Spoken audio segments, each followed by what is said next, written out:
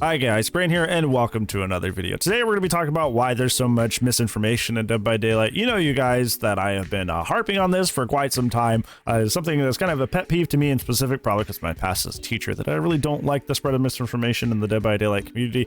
But one of the main reasons that this happens is something that's a little bit more understandable than you think, and it's not really on us. So let's go ahead and talk about it. First off, before we get into this, I want to be talking about more like objective misinformation. There's a lot of subjective misinformation that somebody could potentially make a claim for.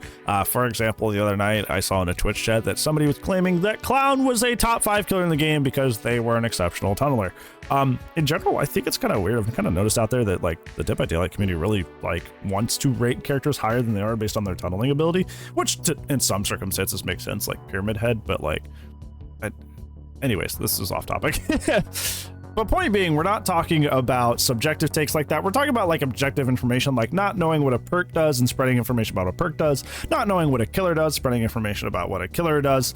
For example, I faced a person on my Twitch stream who did not know that the Xenomorph's control station tunnels were around the entire map. They assumed that the only information and places I had access to actually be around were the control stations, a la more like Demo's portals, where I just popped in a control station and I just popped out on the other side, and I didn't really travel around the map. So why is this? Why is there so much misinformation in Dead by Daylight? Why is it so hard for people to get a good idea of what's going on? Well, let's turn ourselves to none other than behavior themselves. I know it becomes kind of like beating a dead horse at this point, especially in the Dead by Daylight, you know, streamer, content creator community, to say, oh, behavior bad, behavior this, behavior bad. But in all honesty, let's just take a look at our most recent example of Ultimate Weapon to show you what I'm talking about. Ultimate Weapon was clearly a perk that they had no idea what they were doing with how they wanted to change it. Regardless of how you feel of whether that perk should be changed, shouldn't be changed, it was very obvious that Behavior had no game plan on what they wanted to execute with when it came to the final product of this perk.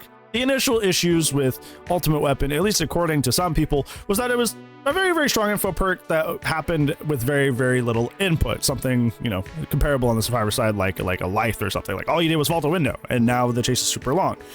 And where the killer, the opposite side with Ultimate Weapon, all you did was open the locker, and now you get all this free information. So people were taking issue with that perk. So Behavior took it upon themselves to try and change that perk. And this had been announced for quite a while, so we thought that something pretty substantial was coming as a change for this.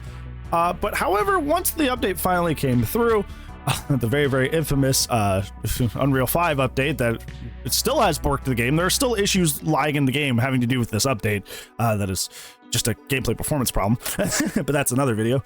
But Ultimate Weapon initially went into being an aura perk, which the main reason that people brought Ultimate Weapon was to counteract distortion, which blocks aura reading perks on killer. So while this perk is theoretically a better version of Ultimate Weapon, if it, you know, does not encounter distortion, its main use was countering distortion. So despite the fact that the perk was a stronger version of itself, it didn't do its main job of countering distortion, which is what people brought it for. So that was bad, and people didn't like that. And then Behavior decided that they were going to change it into a local perk. And what I mean by that is that Ultimate Weapon used to be able to travel with the perk. You used to be able to open a locker and walk around, since the location of the screams were around you and not around the locker that you searched. So when you were walking around, you could get procs of you could essentially use it as kind of like a radar detector. You could walk around and try to find people, which is really, really cool. It's a very, very neat concept and effect, very similar to my favorite perk of the game, which is Nowhere to Hide, where you can kick a gen, walk around, and the aura reading will proc even if you've walked away from the gen. But this even newer version was going to make it to where it's only local, and that's the version that you would think we would have today. But there's another caveat to this that makes this even more complicated. This could have potentially been even worse, because if you didn't know, Behavior actually did not have enough time to implement the local version of Ultimate Weapon, the one that only shows up around the locker that you searched. And for a while, we just had the description of the new perk, but the aura reading version of the perk. But the localized version of the perk that was being read in the description here had much, much, much lower numbers that made the perk pretty much useless. Thankfully, that was just kind of like, I don't know, a mistype, or somebody put in the wrong description, or that was a version of the perk they were thinking about.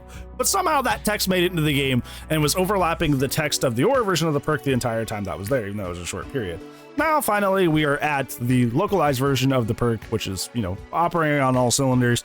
But still, this perk went through 3 different changes in a 1-month period. This perk went through 3 different changes in a 1-month period. Think about it, like from the dev update all the way to the final version of the perk.